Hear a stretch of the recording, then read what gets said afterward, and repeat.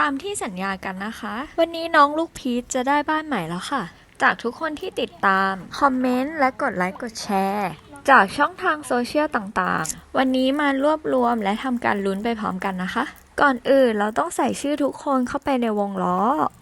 แล้วก็กดสลับรายชื่อเพื่อให้รายชื่อคะกันจากนั้นก็กดหมุนเลยค่ะแล้วคนที่ได้ก็คือ